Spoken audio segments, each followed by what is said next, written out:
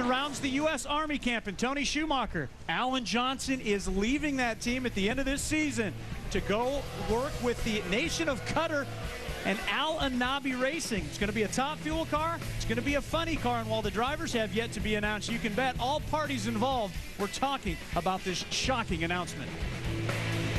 Something I've been looking forward to for a long time. Well, obviously, we're going to have some real good personnel to pull this off, but I think we can, and we're looking forward to it, and we're going to have some fun with it.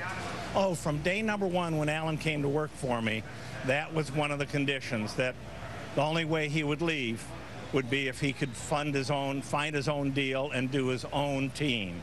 And this is opportunity he has at this point, and I understand. I mean, that's been Alan's desire from day number one, and we'll deal with it.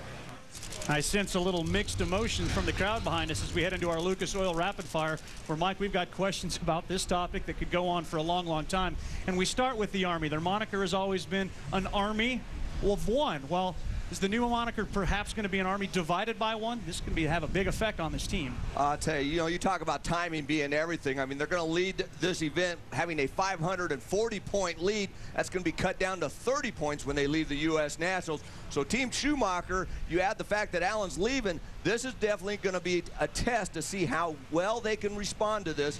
I can't think of any tougher test for a team than what they're going to be going through right now. We'll see how they respond. Alan does say he will be focusing on it, though. But let's fast forward now to 2009 when this team comes out.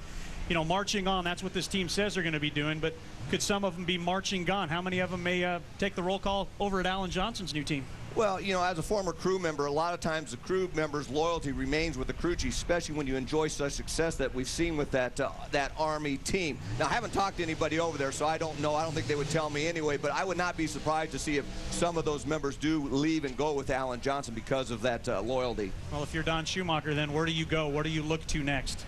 Well, I mean, obviously, you know, I thought about it. I mean, who do you hire? Who do you hire to replace Alan Johnson? I'm a true believer that everybody can be replaced, just some are harder to replace than others. And Alan Johnson's going to be probably one of the hardest guys to be able to replace. So I have no idea who he's going to get over there. It'll be interesting to see.